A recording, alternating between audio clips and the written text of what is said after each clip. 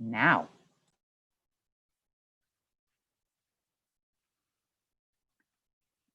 Thank you, Heidi. Today I'm going to talk about some aspects of culture and the home front in the Civil War. As always, I'll be using the Patriotic covers as the background for my presentation. Many people look on Patriotic covers as the way they look at collectibles, rarity, condition, issues like that. Through a project I was working on, I discovered that they are also really valuable historical documents. And I found two quotes, one very recent and one from more than a century ago, by experts making this point that the covers provide us real insights into what the public was thinking. Obviously, the printers who made these covers are printing them to make money. And if the first one on a topic doesn't sell, there's not going to be a second one. So one of the big things that gives us insights is if there's a lot of covers on a topic, we know that kind of struck a chord with the public. So with that little bit of background, let me proceed. I'll cover several topics: the economy, religion, women, humor, racial attitudes, war weariness. The Civil War was the first American war where the home front was vital to the war. It wasn't just a matter of keeping armies in the field. The cost, the casualties, everything were so vast in comparison to anything that happened before. Public opinion really mattered. So the economy, the North and South developed differently from day one. You had plantation agriculture in the South. You had a diverse economy in the North. You just couldn't have plantation agriculture. The land wasn't suitable for it, and nor was the climate. This made the politics of the two areas different. The North was more interested in roads and canals, tariffs protected northern industry, etc. In the South, the dominant industry was cotton. This was America's #1 export and the #1 activity in the South, and it affected their attitude toward everything. One consequence of this is in terms of the factors involved with making war. The way these economies had developed gave the North a huge advantage. An interesting quote by William Sherman, who before the war was a college president in Louisiana. He respected and admired the South, and he made the point. You're about to go to war with one of the most powerful, ingeniously mechanical, and determined people on earth, and you just don't have the wherewithal to do it. This is a rejoinder at the point this cover makes is corn is king. It's a rejoinder to the frequent point Southerners made that cotton is king. The South believed that cotton gave them a huge political advantage, diplomatic advantage, that European manufacturers, notably England and France, were so dependent on Southern cotton that if their supply of that cotton was endangered by, for example, a Union blockade, that would force them into intervening on the side of the South. They considered that their ace in the hole. England, it was also a big worry of Lincoln's government that either of those countries would intervene. They never quite did. These covers make the point about the superiority of the Northern economy and society. You see the bottom one. The results of Uncle Sam's government, peace, plenty, and prosperity. And at the top, there were a whole series of these covers that showed, this one is the Smithsonian, that showed government entities or cultural institutions. You know, I have to think the point that was being made in these covers was, if we created all of these superior institutions, we must really be a superior society.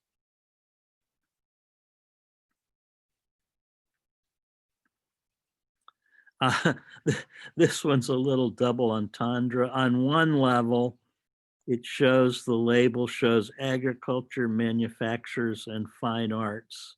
So you could look at this if you don't read the caption and think, you know, this is just another hymn of praise to the superior northern economy. But then you see running through the frame is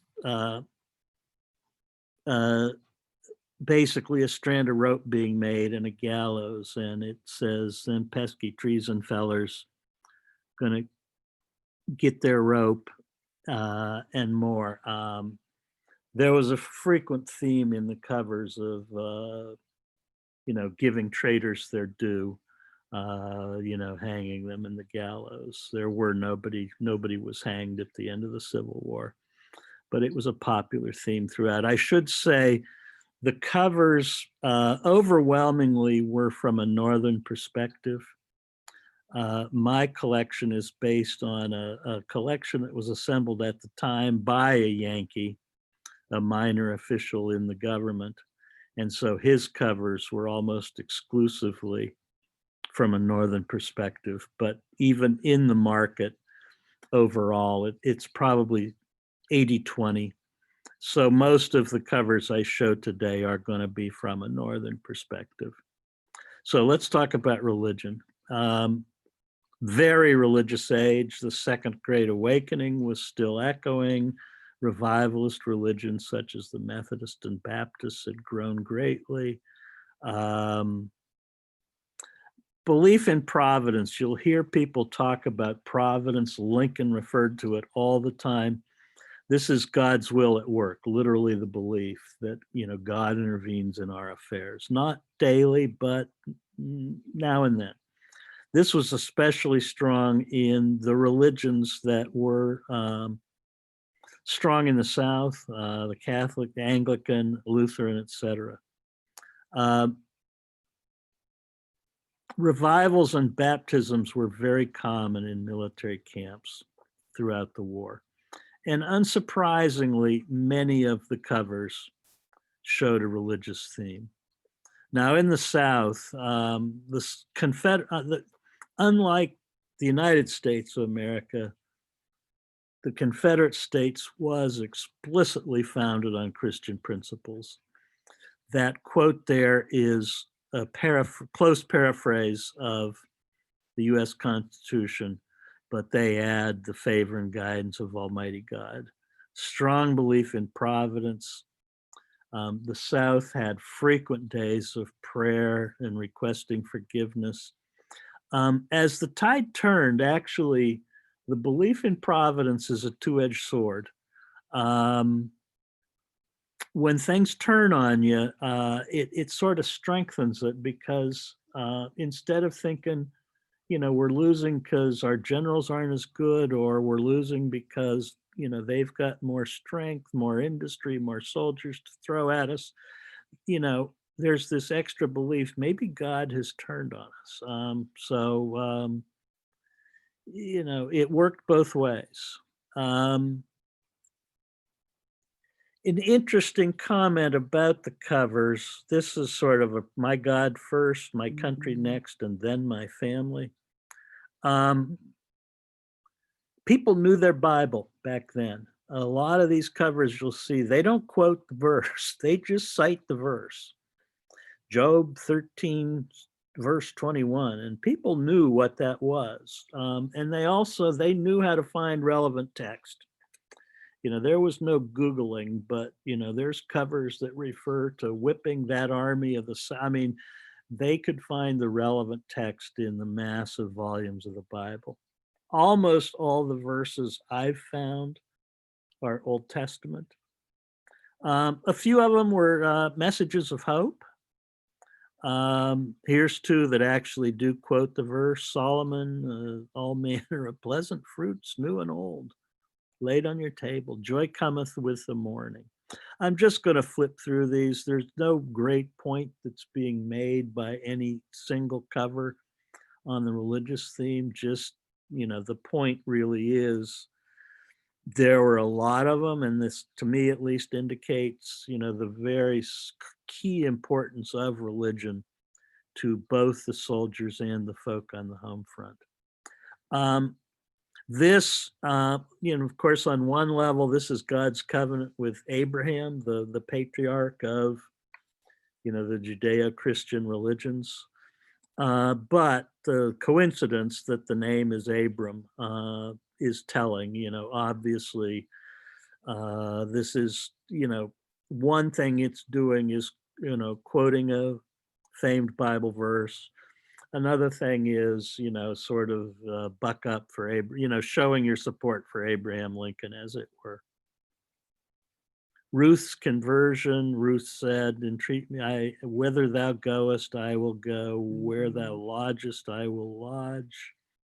Thy people shall be my people, and thy God my God." Now, off topic, but I love this story. World War II, the darkest days for England of World War II. Still 8-10 months before we've entered the war. England is literally alone. FDR sent his closest aide, Harry Hopkins, to survey the condition of England. What were they in a good position to carry on? Because Roosevelt was sympathetic, but not yet able to muster support to enter the war. And the situation presented was really dire. England is, at their end of their rope. A final banquet as he's about to go home, and Hopkins gets up and says, "I'm sure you're wondering what message I'm going to give to Roosevelt." And he gave this little quote, and there was apparently not a dry eye in the house. So it's a multi-purpose quote. Many of these were, as they say, real Old Testament stuff, fire and brimstone. You can see here the pattern. I mean, a real patriotic theme, American flag, an eagle grasping a snake. The snake was a frequent Confederate theme. The broken flagpole and the Confederate flag on the ground in tatters, and the reference to the verse 11:25. And he shall, here's an example of, someone knowing their Bible well enough to find a super relevant verse. He shall stir up his power and his courage against the king of the south with a great army. Isaiah, again, if you refuse and rebel, you shall be devoured with the sword. This was not, oh, my lost sheep kind of stuff. This was, vengeance of the Lord. Ezekiel 3:9, as an adamant harder than flint have I made thy forehead. Fear them not, neither be dismayed at their looks, though they be a rebellious house. Job, mocketh at fear and is not affrighted, neither turn he back from the sword. This one, another Job verse, both the eagle, the snake, and the flag. There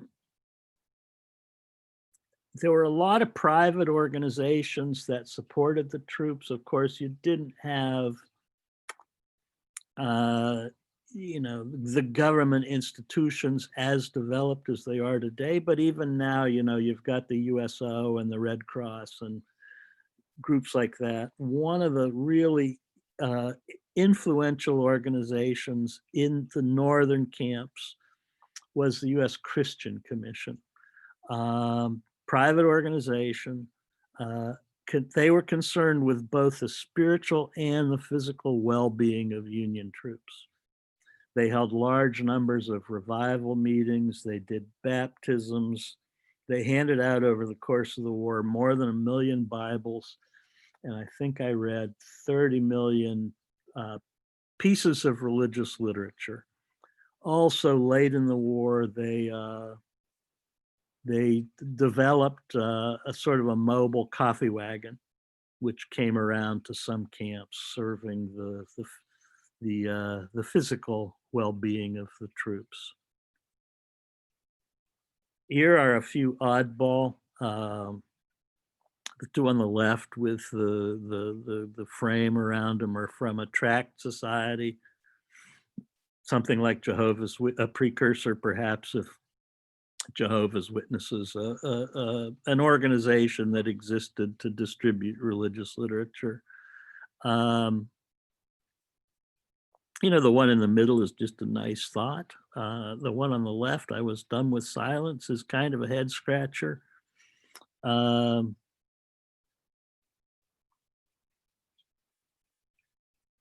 one on the right, it's the thing on the top is covered up by a little label, so I can't make it out. Sorry. In all wars, probably from the beginning of time, both sides at least start out with a belief that, of course, we're in the right and God is on our side. And this was certainly the case in the Civil War. And here's a couple of covers that express that theme. One, if God is with us, who shall stand against us? The other, making fun of the Southern theologians who can come up with biblical justifications for secession, slavery, and treason. God for Our Native Land was a poem written by Reverend George Bethune. Long poem, more patriotic message than religious. It basically is making the point, hey, our fathers bled for this flag and to create this land. There were several, this was a popular theme. Both of these quote the same verse of this fairly long poem. But you can see it's a strong pro-union, a verse not quoted on the flag.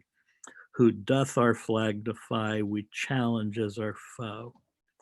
It's two messages really. Who will not for it die, out from us he must go. So one is, the first line is a message to rebels. The second line is a message to, shirkers and draft dodgers, as it were. Moving on to women. Women, there were women soldiers, but they served secretly. They've documented quite a number of them.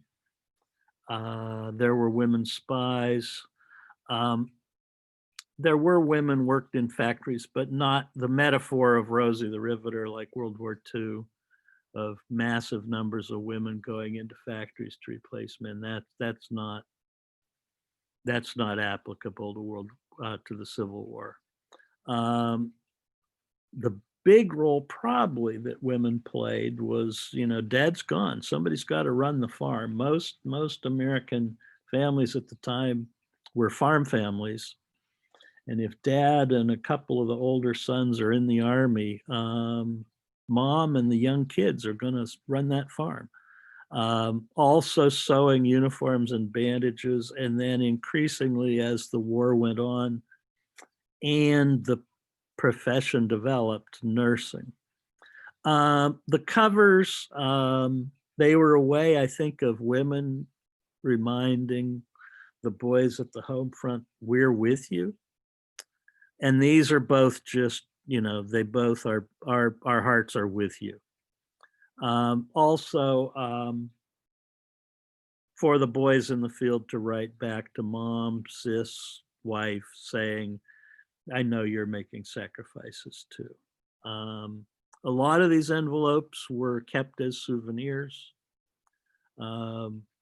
The collection I based my book on is 300 or so covers, all bought by the guy and put right into his scrapbook. But they were also used in large quantities as envelopes. A lot of them were mailed. My only support, both boys gone to the war. I wonder if they would take me. If I cannot fight, I can feed those who do.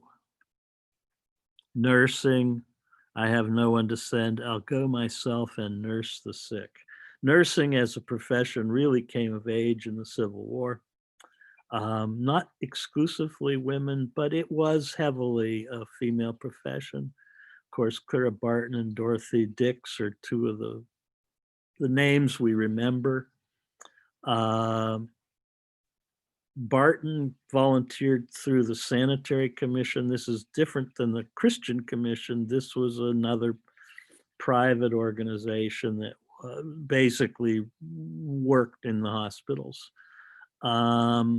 Dorothy Dix actually was attached to a particular general. That was the other model for how nurses reached the hospitals, was they actually were part of the infrastructure of, the division or the corps that they were working with. These volunteer groups were essential. The Army had military staffs,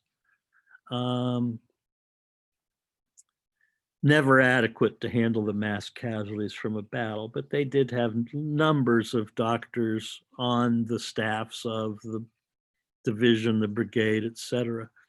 But take Gettysburg, for example. There's 58,000 casualties. Some of them are prisoners, some of them are dead, and what you need is to be buried.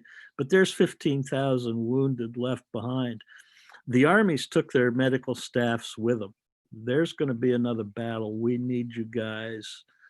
They've been dealing with the Gettysburg casualties over the days of the battle. They took who they could with them, but they left a skeleton crew of doctors behind to deal with the 15,000 casualties left behind. So at first, that was just the people of the town of Gettysburg taking care of that problem. And then the volunteers and the Sanitary Commission came in. Humor. Lot of covers that used humor. Some of them, I like this one. It sort of reminds me of the Willie and Joe type humor, the girl holding up her skirts and the officers. Why won't you guys look forward? Come on. Some of them were insults disguised with some humor. Drunkenness was a frequent theme. A fireman, Zoov, putting out secession. Some of them were just funny. This one has a little bit of a barb on it. It shows he's labeled JD, that's Jefferson Davis, walking across a rope over what's obviously Niagara Falls, heading toward the US Capitol with somebody chopping the rope off behind him. It refers to this modern Blondine. Charles Blondine was the first Niagara Falls tightrope walker and was a worldwide. He'd done it first in 1859 and repeated the feat over and over again. So he was a nationwide celebrity. Anybody would have recognized the gag here. Artemus Ward, guy I'd never heard of till I got into patriotic covers. He was a comic writer and is given credit to be America's first stand-up comic. He's a bit maybe like Will Rogers, probably lower brow humor. Will Rogers was, the humor, despite the country bumpkin presentation, was pretty sophisticated stuff. But anyway, he plays, this country bumpkin who's got some common sense. He was President Lincoln's favorite writer. I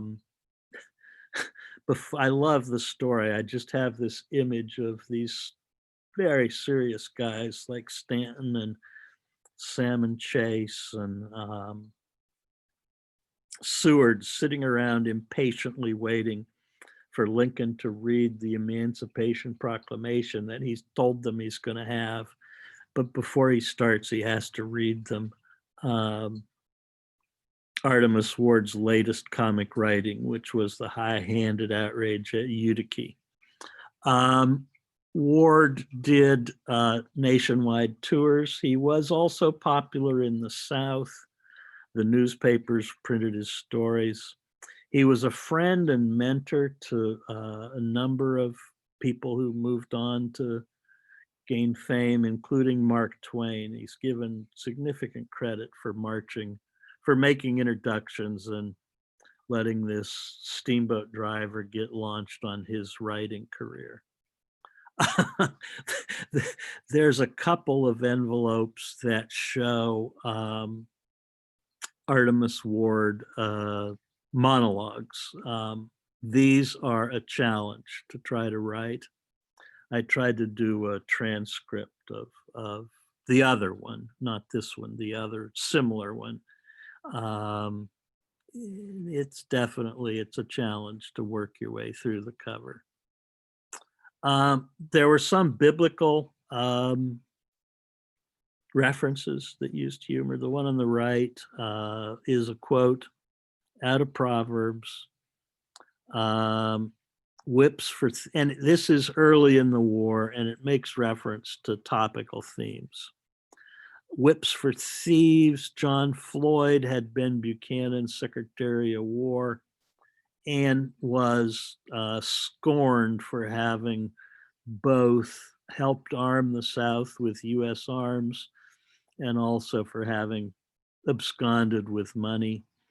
Bridles for asses, that's Jefferson Davis with the gallows behind him. And then rods for fool's backs, which were compromisers. These were people who were trying to figure out a way to mollify the South. And some people in the North wanted to work compromise, and others had nothing but scorn for them. Some of it was pretty lowbrow, a secession movement, get it. The one on the left, the dude with the Cavalier outfit, I don't know why, but that's always Jefferson Davis. I don't know why they would associate him with that, but that was sort of a dramatic convention. And the portly guy in the tails, that's John Bull, that's England. And you can see Jefferson Davis is about to pull a trick on John Bull. An interesting series that I didn't even become aware it was a series until I was literally putting this presentation together.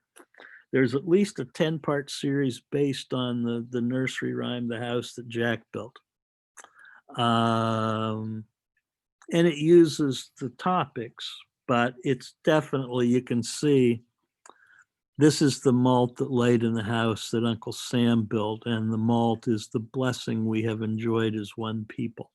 So this is not for entertainment of children. This is a series with a strong pointed message. There are at least 10 of them. I've got 6 of them. Just an interesting theme to develop in patriotic envelopes. And obviously people liked them. They wouldn't have brought out 8, 9, and 10 if 1, 2, 3, 4, and 5 weren't selling. Finally, the Lincoln Comet. This is one you sort of see it and you scratch your head. But there was actually a great comet in 1861. It was first spotted by the astronomers around the time of the attack on Fort Sumter.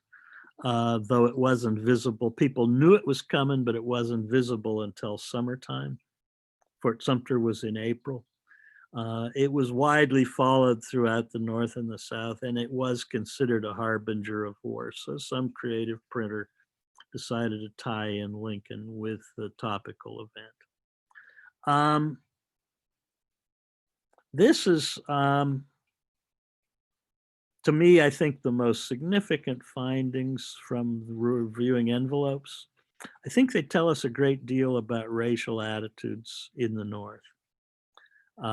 Again, if you see numbers on a topic, that indicates at least interest in that topic. So a few observations. First, background. Northern policy at the beginning of the war was don't interfere with local institutions. That means slavery. In other words, if slaves escape to your lines, send them back. Lincoln was very worried about the border states that had remained loyal. He did not want to insult them. And several Union commanders who emancipated the slaves in their jurisdictions got smacked down quickly. The commander at Fort Monroe in Southeast Virginia, early on, before the shooting had started, figured out a smart way to finesse the issue. 3 slaves escaped his lines, and rather than saying anything about their free or enslaved status, he just confiscated them as contraband of war, the way you would confiscate maybe a cannon.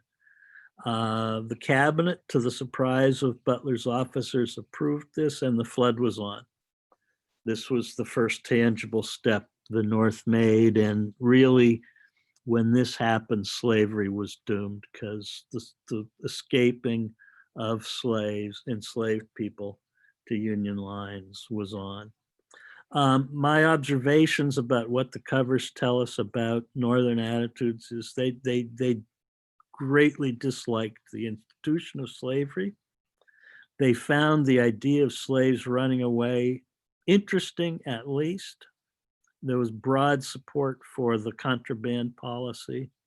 By our standards from the 21st century, just because they didn't like slavery does not mean they liked or admired African Americans. A very patronizing attitude at the kindest toward enslaved people. But they did not subscribe to the common stereotype, most of them.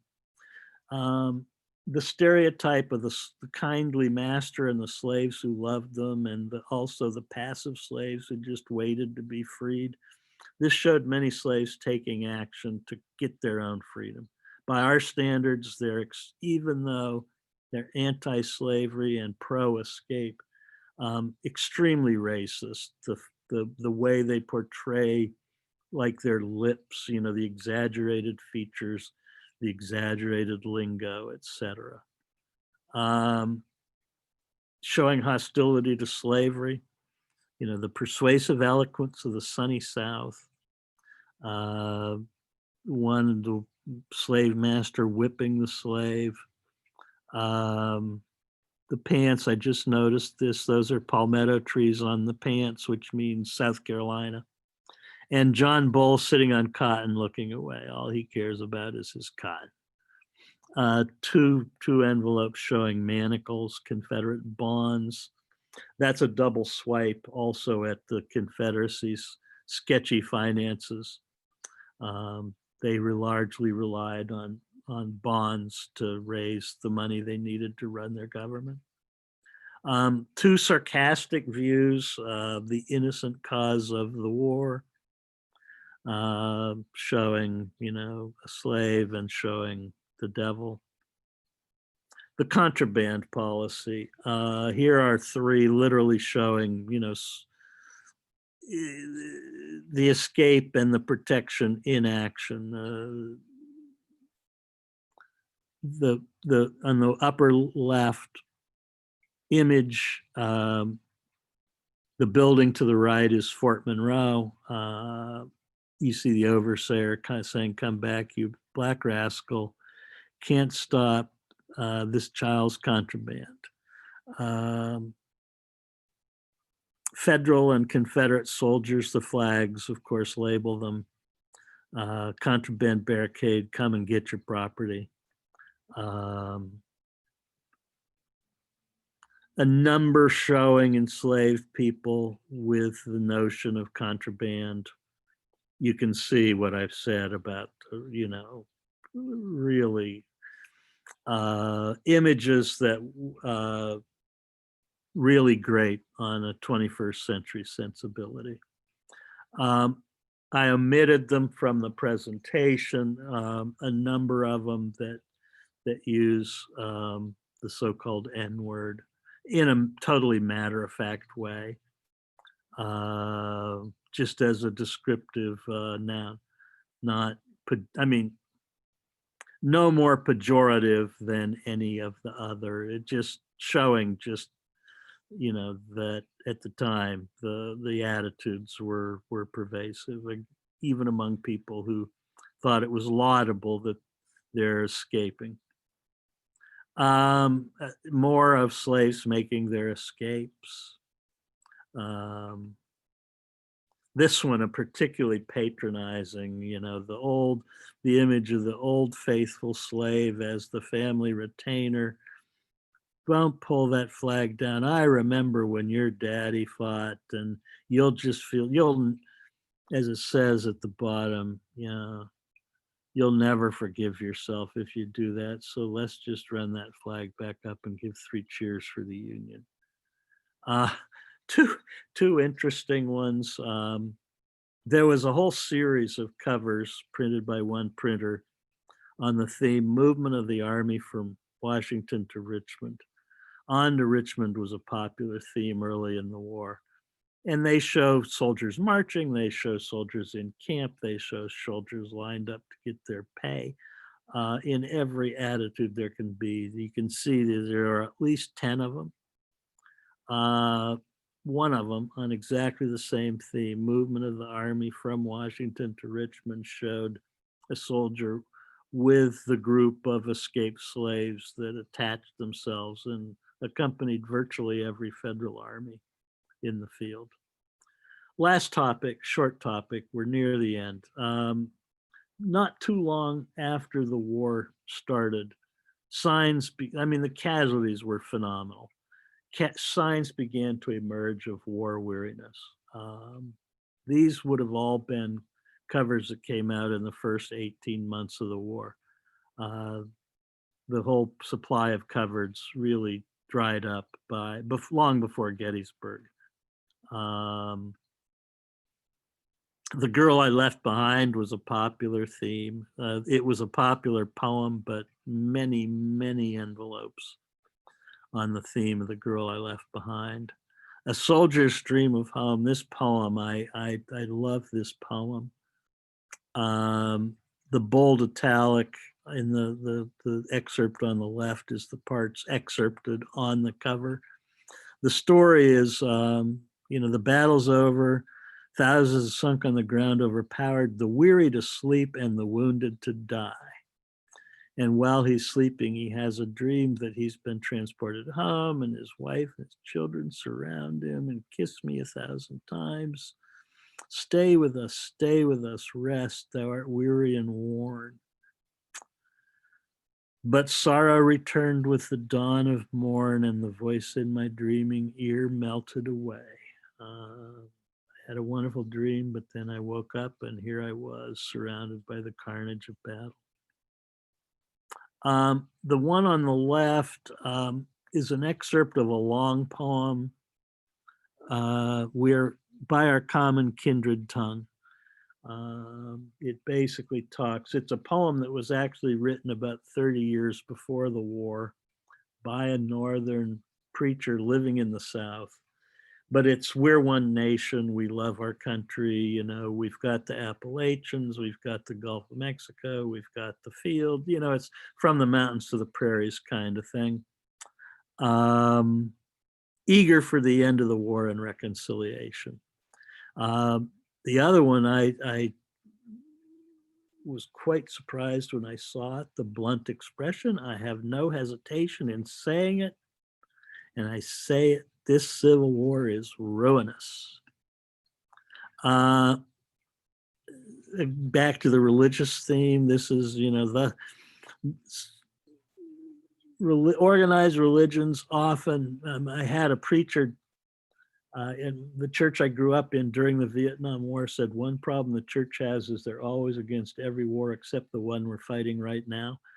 And the religious organizations generally supported the war. Here's one, though, that uses a biblical reference to give a pretty strong anti-war message. Thus saith the war, you shall not go up nor fight against your brethren. Return every man to his own house, for this thing is done of me. Not really explicitly religious, the thought of the sun shining on the Union. The sun has shined on us before and it will again. Peace may present the olive branch and the sun of prosperity will shine again. And that's the end of the slideshow. And I thank you all for your attention.